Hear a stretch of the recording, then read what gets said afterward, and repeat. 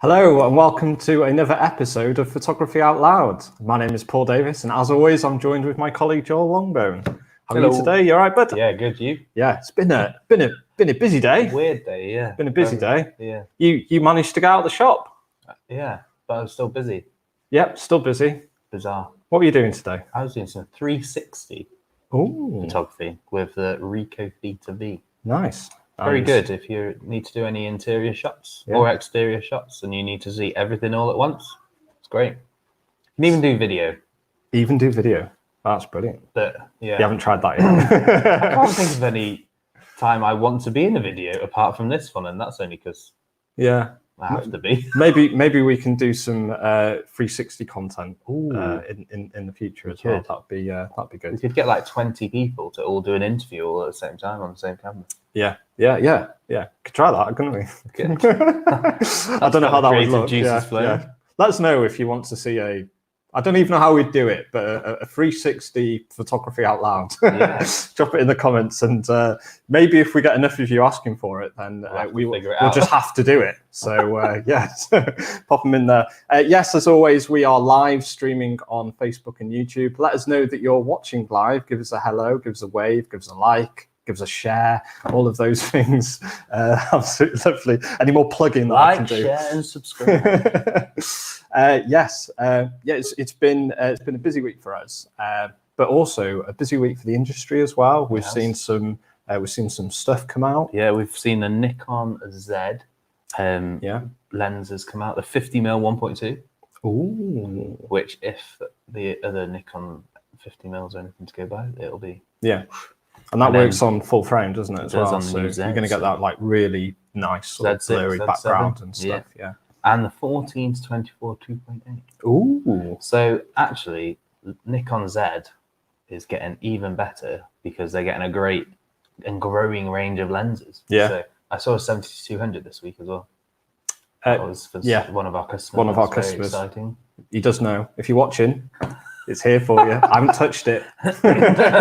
You need to come in so I can have a look at the lens. Because it's like, I was going to say burning a hole in my pocket, but it don't fit in my pocket. Yeah, how big are your pockets?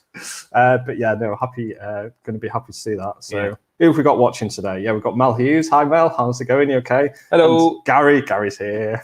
Thank you very much for joining, Gary. You travel around fast, don't you, Gary? Yeah. Hello from Glencoe. Oh, up at Glencoe, yeah. Thanks for joining us from up north. Yes, that's quite a lot further north. It is, yeah. And colder, I'd imagine. Yeah. Let us know what the weather's like up there, Gary. So, hey, we could help with that.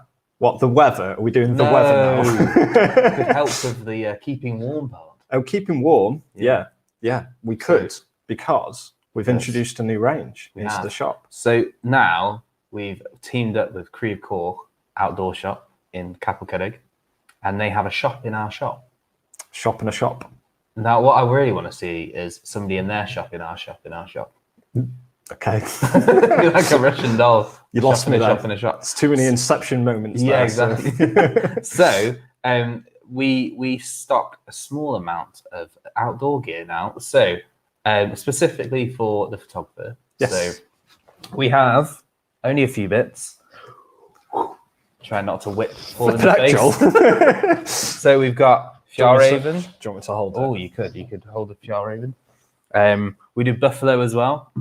Where's the buffalo jacket? I'll grab it in a minute. You got the buffalo jacket. And we do buff, very patriotic. And we've got Fjallraven beanie, which is a very nice, very soft, looks great. Oh, the buffalo jacket for the ladies. Yeah.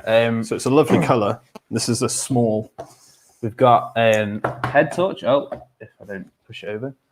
We've got gloves. Now these feel really good, and these are on sale. These are £5 off, so that's good. You need to sit down whilst you're doing it. Your photography, that is, or kneel down, stops your knees hurting. We've got dry sacks for when the weather's not great. We have loads. I know socks to keep your tootsies warm. We've got walking poles. Now, these ones are normally supposed to be £70. They're only $49.99. So that's great. And if Paul gets naughty, they'll be like. And then we've got ladies ones as well. which apparently are a bit shorter. No idea why. But the colour looks great on these ones. And also flasks. Yeah. Put your coffee in. Yep, keep it nice and warm. Or your soup or other hot beverages. And then also a map. So this is the walking version. So instead of getting blown all over Kingdom Come whilst you're trying to find why you're lost, it's easier to hold, which is fantastic. So we have a selection. We have trousers from Fjallraven. Yeah. We have Patagonia, not Patagonia, Paramo. Yep. The smocks and the coats that a lot of photographers really, really like. And we have Buffalo. Yes. Which I have a Buffalo jacket, and it feels like somebody's giving me a hug. It feels amazing. They are very, very so comfy. warm, and the lining inside, fantastic. It keeps you nice and dry as well. So yeah, pop down and have a look. And if there's anything you need, either you can pop in and ask us, and we'll get it ordered in, or you go and visit Crib Cork in Capel Cuddig because I'll just have to jump in there. We have been notified. Oh, Clanberis. Sorry. I'm sure Sarah told me it was Capel Cuddig, but I stand corrected. So there we are. So if you want outdoor gear, you know where to come. Watergo. I'll just remove all these items off the table. So whoever's commenting as Cambrian photography now, Joel, give us a twirl. Oh no. Really? I don't think you'll be able to see them. But I have some. I don't know what you were supposed to. Oh right, you're not. Fjallraven trousers that are super comfy, really cool because I like wearing shorts normally. Yeah. But I've not noticed that I'm not wearing my shorts, which is really odd because I run quite warm. Wearing jeans makes me feel really warm. So these are nice and lightweight. They've got plenty of pockets on. I have been trying to figure out which pocket I put most of my stuff in. Yeah. I think I was going through 5 different pockets trying to find my chewing gum a minute ago. They're really comfy. But so they make a good photography companion, don't they? Yeah, because you can buy knee protectors. Yeah. So that's always good as well. So yes, they're very comfortable. I hope that was stand on the chair. Oh, my life. I can't believe you're actually going to do it. I'm like a performing monkey. My wife will be whistling. I was thinking of it. There we are. No more. Next week you have to do it. You can wear the buffalo jacket for women. Okay. Oh, that's brilliant. So yes, lots of in-store things for you to come in and have a look at as well. So, but one more announcement before we go to the main thing that we want to talk about today, which is looking into binoculars. So we've got a nice guest coming, but we also forgot to mention that Sony have released something as well. They have, which is quite exciting. If you want full frame, but you don't like the idea of a large full frame, then they've just brought out the A7SC. Yeah. So it's about the size between like an A6600 and an A7 III without the fake pentaprism housing on top. If you think they're sort of in between the two, so it's a lot smaller than what you'd find on something like an A7 III, a little bit bigger than what you'd see on a 6500, but which is fantastic if you're looking for a second body. Yeah. Especially if you're like a wedding photographer or maybe portrait photographer or event photographer where you want that extra body, but you don't want it to take up loads of space. And the quality is going to be outstanding because it's got, I don't know if it's the same sensor. We need to confirm this, but it will have We're going to do a thing on it. Yeah, so a very similar sensor to the A7 III, and we both love the A7 III.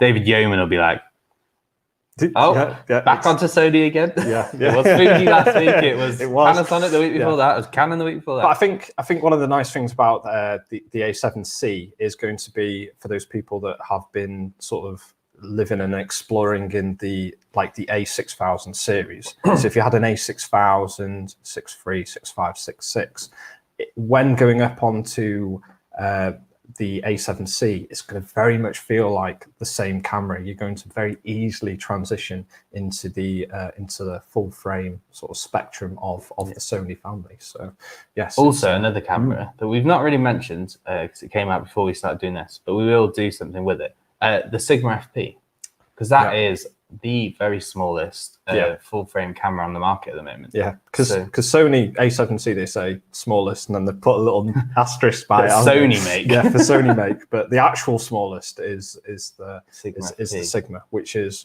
once again a phenomenal camera. Yeah, and it's a great take on a camera, especially with the whole hybrid user, because you can just slide a switch and it goes from video to photo and back again, which is very handy. It's superb. And they've got the new L mount, so you get to have Leica lenses on your camera, full frame camera. It's pretty nice, isn't it? So, quickly, let's jump into the comments before we. Hello to Howard from Cheshire. Andy back at it again, laughing at us, especially me. Gareth, it was great to see you as well. We've got a workshop coming up with Gareth. The tickets will be released in the next few days, all being well. And he's very happy with his new Nikon setup. Yeah, that's a big Nikon rule. So maybe you'll be enticed into more Z glass. Yeah, new Z. So now you spent enough today. Yeah. we had to put a blindfold on him so he didn't keep buying outdoor gear. Yeah. It's really good stuff. And hi, Anne in Scotland. Whereabouts in Scotland are you? Are you in Glencoe as well? Yeah. Let us know in the comments. Yeah, that's brilliant. Well, I think it's a good time to maybe cut across to a pre-record. Now, before we go into this any further, there's short beard, medium beard, and then you'll see Mark with what can only be described as an epic beard. Epic beard. It looks great. It's sort of like what's remnants of the COVID, isn't it? Yeah. But next time we see him, it'll be like that. It probably will be. So, that's brilliant. So I think we'll cut across. Hademerchan. That's probably not how I'm supposed to pronounce it. No. So apologies, Anne, and any of the Scottish viewers.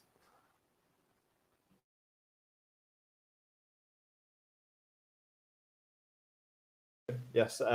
Thank you for transferring over to it's a pre-record. This isn't pre-record but live. Pre-record but One live. hit wonder. That's why we're going to keep that. Yeah, that's why we're going to keep that accident in. And if Mark makes any mistakes, he's just going to keep it in. Yeah, exactly. Yeah, that's it. Yes, we have the pressure, of which there will be many. Yeah. We have the wonderful Mark Elshaw from Hawke today joining us with an epic growth of facial. I know, yeah. Is that sort of still part of the lockdown sort of? Yeah, a little bit. You are. His hair's cut. Like his hair I've kept my hair in trim. Obviously, it's got to be neat and tidy. But this is actually my first venture out post lockdown, so I hadn't quite got around to shaving the beard off. If I'd known I was doing this a little bit earlier, I might have been. So your first trip out, and then straight away we're like, right, we're getting you in front of the camera. Yeah. Full metal, no easiness. let's just go. And you're our first guest on the new Photography Out Loud. I'm honoured to be here. Thank you. So, it's good. We've wanted to do more about the binocular side of things, haven't we? So we mentioned your amazing appos when they came. Saw that, Was that like 2 months ago? Yeah, it would have been now. Yeah, it's a long time ago. Yeah, did an excellent job as well. I enjoyed it. Thank you very much. He would say at least someone's watching. Yeah, even if it's just the raps. And he didn't tell us we were on. So today is just to give everyone just an overview about binoculars in general. Obviously, we're going to focus a little bit more on the Hawke range today because we do have Mark with us. Just a general run through of. I think it's helpful because it's become very popular during lockdown, where people have been stuck in their gardens or they've been able to go on more walks than perhaps they might have done. So people have been more interested in binoculars, and also they've maybe had binoculars in the past. They've found them out of the cupboard or the car glove box and gone, actually, these aren't that good. So they've come in to speak to us, and so going through a few of the numbers and what those funny numbers might mean, but then also why Hawke are great sets of binoculars at almost every price point, because you've got a really wide range that caters for pretty much everybody. Like, unless you're wanting to spend $2,000 on a pair of like Swarovskis, like these are great. Those appos are fantastic. They look great. I guess if we start at the beginning with Nature Trek. Nature Treks, okay, yeah. So Nature Trek is, we have three families of products currently. So we have the Nature Trek range, the Endurance ED range, and then the Frontier range. So if we're starting off with the Nature Trek, is essentially a great entry-level binocular for any user.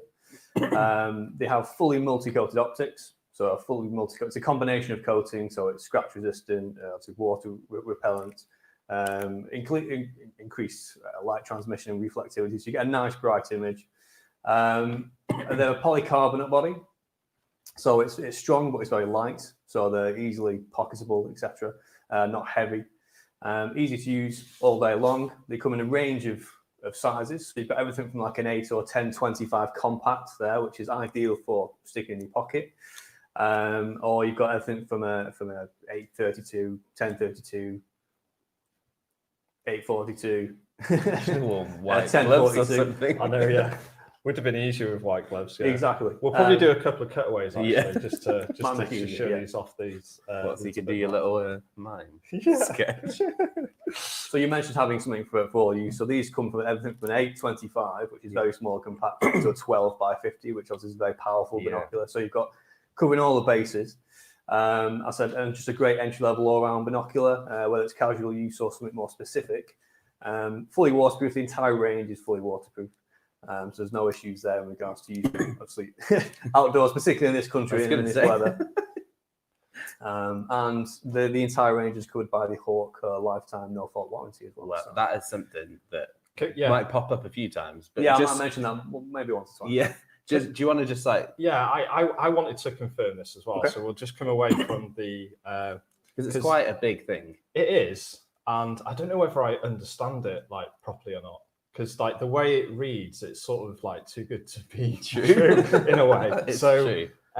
Obviously, you're advertising a Hawke no-fault warranty, but what does that actually mean? It essentially means that if anything happens to the binocular that affects the performance optically, whether it's accidental, you are covered under warranty for life. So if you even to drop your binoculars and they went out of collimation or alignment, you could send them to us and we would repair or replace for life. So it's not just like a manufacturer warranty. So if I accidentally drop these right now, I'm not going to do it right now.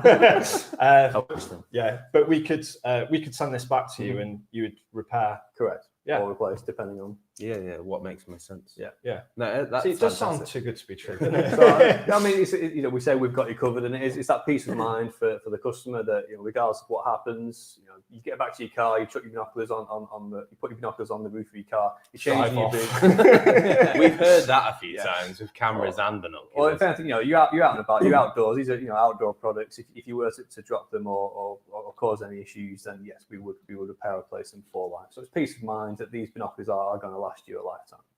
Oh, that's awesome. Yeah, it's very good. So yeah, it's like a bino for life. It is, not just for Christmas. I knew you were going to say that. You set it up. You couldn't go. They are great Christmas presents. They are. Yeah.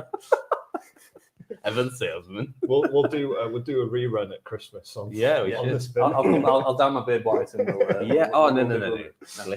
Glitter. I do actually have some beard lights that someone got me last year. Oh, that's amazing. Yeah. I'll send you a picture and I'm sure you can put it into the video of me wearing beard lights. Yeah. Putting that in the calendar right now. Oh dear. So from moving up from Nature Trek, I mean, what's the next range up? What are the advantages? Sure. So moving from Nature Trek, the next family up would be the Endurance ED. Yeah. So the benefits of the Endurance over the Nature Trek is you've still got the polycarbonate lightweight body, but as the name denotes in ED, all of the Endurance ED range have ED glass or extra low dispersion glass. It's a much finer glass, much brighter, better contrast, and works particularly better in lower light. So dawn, dusk, or let's face it, in this country, rubbish weather every day. The ED optically will outperform, I'd say, non-ED glass quite considerably. So you've still got benefit of it being light and portable, but you've just got a superior quality optic as well. Dielectric coatings on the prism, so again, it just increases reflectivity and brightness of the image. And that's basically the technical sort of side of it. So the ED is like the technical bit, isn't it? So it's essentially it's a type of glass nice that's used in the binocular. look at. Yeah. And also your eyes are going to strain less because it's brighter, and also you don't get that horrible green and magenta chromatic haloing aberration, that you get. Chromatic aberration. So it's great, especially when you're looking at a bird or something in dappled light or in a tree or in a hedge where there's not a lot. It could be bright and sunny, but if the hedge or the tree is in shadow, then that ED glass is going to make a massive difference over the nature track. And I suppose as well, if you're trying to, like, if you're identifying birds and the colouring, colour's important, and definition's important, and being able to identify birds. And that's where the ED male or female. Exactly. Yeah. So if your camera users out there, they may be more familiar with ED because it's the sort of elements that you get in some high-end camera lenses. They use ED glass as well. So that's just the finer quality glass. It's a superior optic. It's much brighter, and they say it's that low light performance. The tale I always tell is when I was at the office when I started at Hawke, on the other side of the river where the office is, there's a woodland. Yeah. I looked through a non-ED optic and I could see the canopy. Just with my own eyes, you could see the canopy, but all the tree trunks were in shadow. I couldn't see them. I looked through a pair of ED binoculars, and not only could I see the canopy, I could see the definition of all the trunks and things that I couldn't even see with my own eye. I could see with the ED glass. So that's what we get people to do, or at least I do, is get them to look at the bookshop across the road. Yeah, and you can see the difference between nature track. You can see further into the shop. And you can start reading the titles on the books, whereas with the nature tracks, you really, really struggle. So it does make a big difference. So moving up onto that ED does make a difference. Yeah, if I was buying a pair of binoculars, I'd always go for ED glass. Yeah. If it meant I had to jump, a few extra quid, it would definitely pay off over, lifetime of your binoculars. If you're my age and they're going to last you 30, 40 years, the ED definitely makes a difference because it's not like you're buying another pair. You might buy an extra pair of a different size or different magnification, but you wouldn't have to be buying another pair of 80-42s if you've just bought an 80-42s. No, that's very true. I think the perfect combination the endurance is of size, weight, because they're still lightweight, and the higher quality optic with that ED glass. So they're one of our best selling ranges for that reason alone. Yeah. And they've all recently been upgraded along with the nature track. So we've all moved now to all metal eye cups and focus wheels and depth adjustments. So no increase in price. So they are the same price, but they've all recently been improved to a higher quality product. Oh, that's brilliant. But it's not only the nature track and the endurance that we see in these different families as well. So we can keep going, can't we? Yeah, we could. Yeah. there's still more to come. Yeah. So if we were to move up from endurance CD, the sort of flagship range that we have in our range currently is the Frontier, a name that Hawke users may be familiar with, but we've now moved into the X range of the Frontier. So what we're moving up to now with the Frontier family is a culmination of all the optical technology that we've seen in the previous generation and previous models, so the dielectric coatings, fully multi-coated, etc. But we're also increasing the build quality of the product. So the Frontier range are a magnesium alloy chassis. Wow. So they are more robust, and it's a higher quality material that we use to construct them. Sure. And that's reflected in the feel. You can tell that the feel of binoculars obviously is a higher quality product. And also the optical technology. So we've got the range splits into two. So you've got the Frontier HDX, which again, the HD is denoting the type of glass. So it's a HD glass. So again, that's your entry level into the Frontier family. Superb optics, and again, will perform in any sort of lighting condition. And then there's also the EDX. So that is again denoting the type of glass. So it's the ED, extra low dispersion glass in the same chassis. So you've got a choice there between a HD or an ED, depending on factors of what you're going to be using it for, and again, depending on what you're looking to spend. Sure.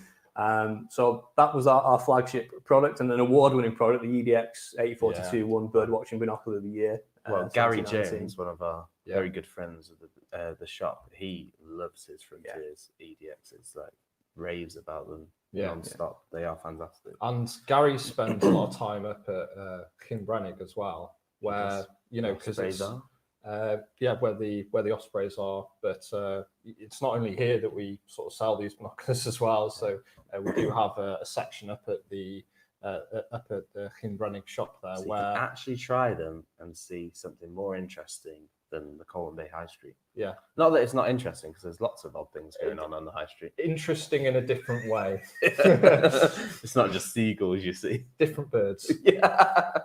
So ospreys are way more interesting. So I think, the Frontier EDX range is like fantastic and so bright. But then after that, there's there's more. The new kids on the block. Exactly. So the EDX was a worthy flagship model for the last couple of years, and there's superb products. And as Gary is a huge fan and has been waxing lyrical. However, not wanting to rest on our laurels, we wanted to improve ourselves even further, and we have just released stock is incoming, the new Frontier Apo. So this is the next step up in optical technology as well as builds. So these are an apochromatic optic as well. So they still have ED glass and all the various coatings. Again, it's a culmination of all the technology that we have put into a binocular, but these are much finer. Again, our next step up, it's the next level of technology. So apochromatic, extra low dispersion glass, and they also have offer a flat field of view as well. Which is interesting, isn't it? Because you only used to be able to get flat field on way more expensive and you'd be heading well over that £1,000 sort of range. Easy. I mean, what does that mean though, as far as like viewing through and looking at flat field? What's that going to give you from, say, something that doesn't have a flat field? It's a superior image. It's a crisper image, sharper image. It's very much a personal thing as well. There are people out there that obviously prefer non-flat field, but with a spherical optic, obviously there is a degree particularly towards the edge of the image. Obviously there is a degree of distortion, which is only natural.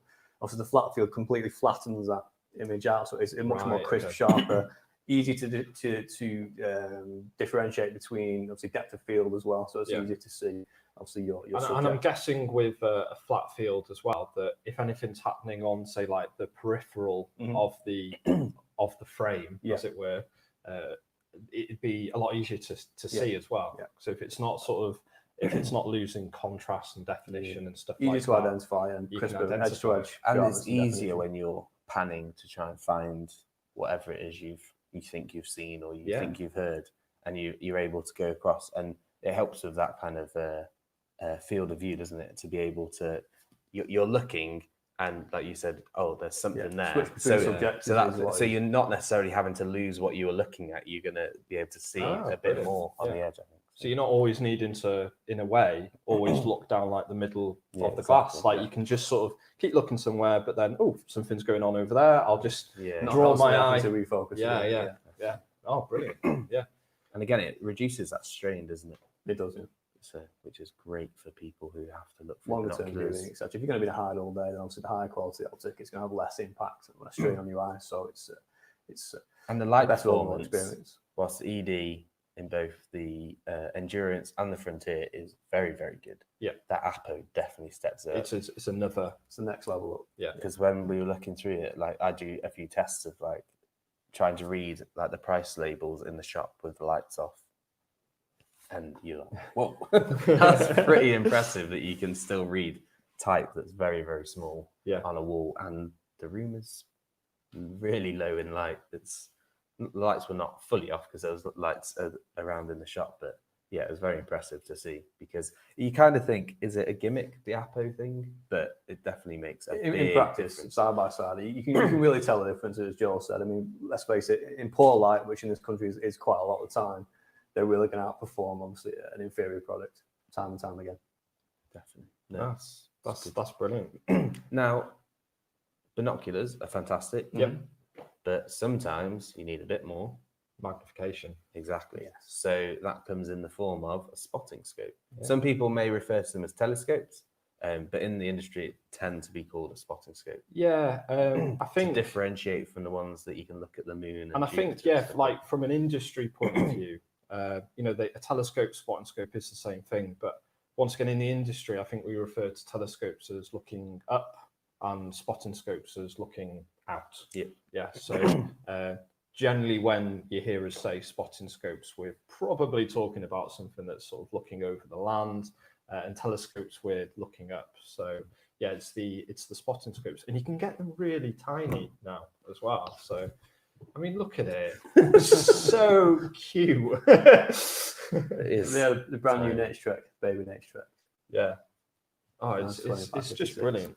So, I mean, you can stick it on a tripod and stuff like that. But I mean, it's got I'm going to have to look at this because this is brand new, so I don't even know what magnification it is. So 9 to 27. Yeah. But these would be great for like resting on a wall or on the back of a bag or something. Exactly. It's just to spot something that's going on. Especially at 9 up to about 12, you be able to handhold it.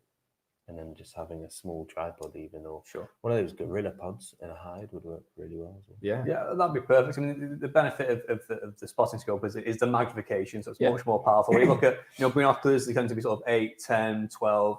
Obviously, they do go up to a much larger size of 20 times magnification, but then they become much larger. So obviously, the benefit of binocular is obviously like a fisherman. Exactly, hugely. But they're more agile, so you can use them. You can switch quite quickly. You can carry them around, but obviously, you can't quite get as close as you could with. And if you're a photographer, that in your bag would be not lovely. Going to notice it, are you? And a lot of our customers really love wildlife, as we do, and being able to carry this and their 100 to 400 or 150, 600 lens, it's like the size of another camera body, isn't it? It's not massive, and very lightweight. Definitely.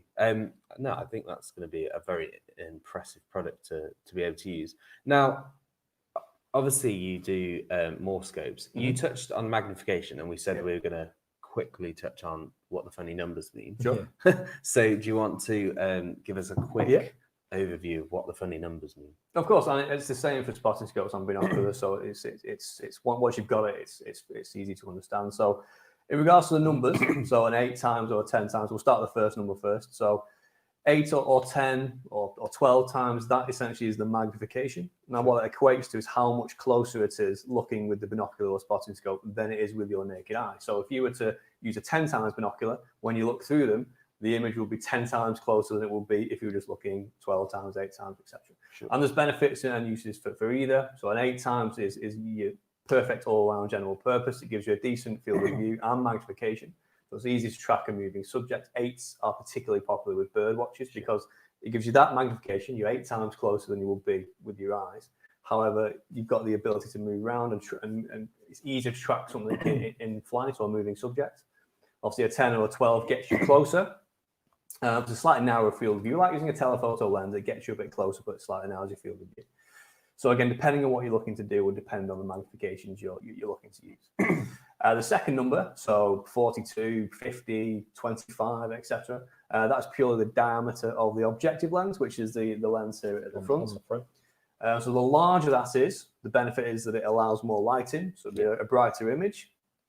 Hence why these were the 50s. So these are 12 by 50s. So they're high power magnification binocular and they're a 50 millimeter objective lens. So they're obviously allowing in a lot of light, but they are physically bigger. So an 8 to 25 is perfect for sticking in your pocket because it is physically smaller. But a 12 to 50 will be brighter because it's such a larger objective lens. So again, it depends on what you're looking to use. So an 842 is a perfect sort of beginning binocular. It's a general purpose. It's great for birding. It's great for using for whatever you're looking to do. So if you want something more bespoke or specific, that's when you start to look at the bigger magnifications, etc. Which is the benefit of the spotting scope over the binoculars, as we were saying, touching on previously. So the fact is, majority of binoculars tend to be 8 to 10 to 12, and bigger. Whereas we have some spotting scopes that are 25 to 75 times magnification. Whoa. So that will get 25, 50, 75 times closer than with the naked eye. So they are much more powerful. Obviously, ideally, you want to use something on a tripod. So it's more of a stationary subject. I feel seasick if you're at 75 because it's not only obviously like the what you're seeing with your eye, but it's also sort of magnifying that little movement that you're going to have. That's why 8s are great, especially if you're walking, because everybody gets a bit of a shake when they've walked and they. I just shake anyway. I'm scared of you, Joel. That's what it is. No, you're not. Taskmaster. Yeah. And 12s, like those would be kind of on the limit of what you'd handhold. Like it'd be quite difficult to handhold a pair of 12s just standing up for a prolonged period of time. So we often suggest 8s or 10s as a max. But yeah, spotting set. That's why we mentioned about the 9 times. You could literally just about handhold that hold it. For a little while, and that's why you said leaning on something would make it easier. But yeah, if you were trying to handhold 75 times, you Yeah, the same usually big telephoto camera lens. Potentially, and you've got no stabilization in these. So, but they all come with tripod mounts. So the Hawke range all comes with they all come with stay-on cases and front end caps as well. So you can use these out and about. So stick it on a tripod. And going back to your photographers having one in the bag is that you can we provide digiscope adapters, so you can actually mount your camera onto a digiscope and get that magnification. As an alternate to obviously the focal length you could achieve with digiscoping. Obviously, the cost differential between buying, obviously, if you want the best quality, then you buy that manufacturer's lens and you come to Cambrian to do it. Exactly. But as an alternative, you can get massive magnification or focal length equivalent by digiscoping, and even with a phone as well. Yeah, and I think it's a good route if you're quite into your wildlife photography and wildlife in general, and it's a good step into the photography side of it without having to spend it. Yeah. Well, it's thank you very much for going through the range. Yeah, it's always good to see you. Or is it? Yeah, no, it is. You've not seen him for 6 months. I know, it's great. Yeah. You know you miss me. No, thank you very much for coming along. It's absolutely brilliant to see you here. Good. And back over to you guys. Thank you very much. And thank you very much for Mark for joining us for that interview. It was very nice having him. Yeah, and he said he's got rid of it completely. We've had some updates in the comments. So yes, Mark, you've got rid of it. It's no longer beard wars, Gareth. Because I'm not fighting that beard. Yeah, and we've got here free beards and Sarah's Goldilocks. I love that. Thank you very much for that. Gary Jones, yes, singing the praises of the EDX as we mentioned in the video. Yeah, he definitely loves those binoculars. He very good. Does. Yeah. No, that's brilliant. So we mentioned Kim Brennig in the interview there because we do have the Hawke range up at Kim Brennig, but it's not also this Friday. It's not also going to be where Hawke are going to be up at Kim Brennig because Cambrian are going to be up at Kim Brennig with Swarovski. So Swarovski, we mentioned, I don't know, a month or two back. Their NL Pures, Paul and I got to see them. Wow. Yeah.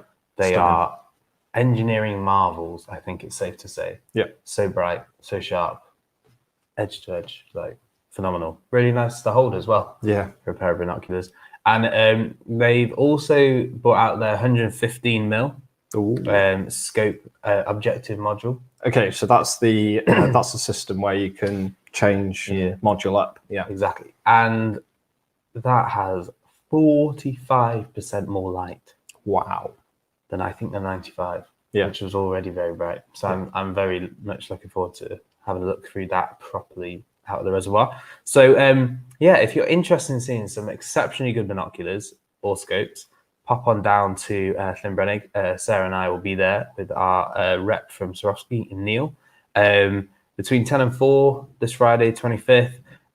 It's free. However, we do advise booking if you really want to have a look and not have to wait because it could be very busy.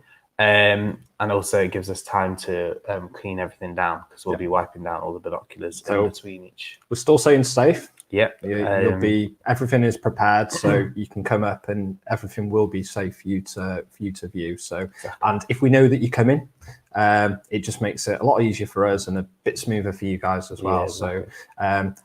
So, where do people go to Llynbrennig, a visitor centre, or to register even? Oh, I see. Yes. So there'll be a link in the description below or in the comments on Eventbrite. Okay. So you can book your free ticket. So we'll post that sort of after the go live, so you'll be able to go in there and be able to book the ticket. And if you are on our mailing list, an email just went out. Yeah. About 40 minutes ago.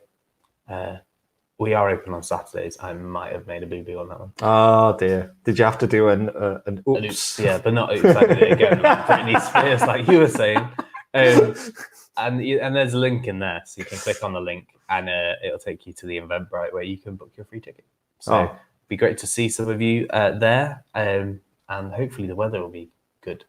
Yeah. Oh, fingers crossed for you. Toes. So Fingers and toes. Legs. Okay.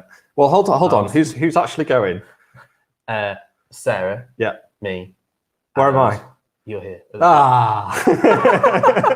Otherwise, we could have done photography out loud at the Brenny. We could have done. That's definitely got to happen. Yeah. No, it's definitely got to happen. Yeah. In a boat, in a fishing boat. That'd be great, wouldn't it? Yeah. I think everybody would pay to see one of us fall in, and pay even more money to see both of us fall in. But that's definitely going to happen. Yeah. Not the falling in bit. The us going to do a video at Limbrenick. No falling in. That's brilliant. Any health and safety risk assessment of going to Limbrenick would be very fun with our laptops and all the things, cables dangling and everything. Sarah's just piped up and said she might take some of the clothing to Brennick. I'm guessing she means the stuff we can sell and not our own clothing. Yeah. Well, hopefully she'll bring her own clothing as well, John. There's definitely going to be a funny comment from Sarah in a bit. So there we are. Brilliant. Any final thoughts of this before we break up for the weekend, Joel? Oh, break up for the weekend? Yeah. I'm working tomorrow. What are you on about? Yeah, well, I'm not. Funny time for you, isn't it? No, have a great weekend. Maybe see some of you tomorrow in the shop, or maybe we'll see you next week. Have a great weekend and hopefully get some photography done or some bird watching now that you know more about binoculars. Yeah, absolutely fantastic. Well, thank you everyone for watching. It's always a pleasure having you here. Thank you very much for your live comments. Definitely. We love seeing your live comments and knowing that you're here watching us. Please like and share the video as much as you can. Everything that you do to like and share our videos helps us get the word out about the episodes that we do here. So that helps in a big way. I'm losing my words again. Classic Paul. Yes, and make sure you subscribe to our Facebook and YouTube channels as well. That's it from me and everyone. Oh, apparently Sarah's going to sell her ascot dresses all for £10. Oh, there we go. So it's not only a great deal on an ascot dress. It's ascot dresses as well. I don't even know what that means. It's a horse racing. No, I know that. I've been there. So how many she got? Anyway, everyone have a very good weekend and we'll see you next week. Bye-bye for now. Bye.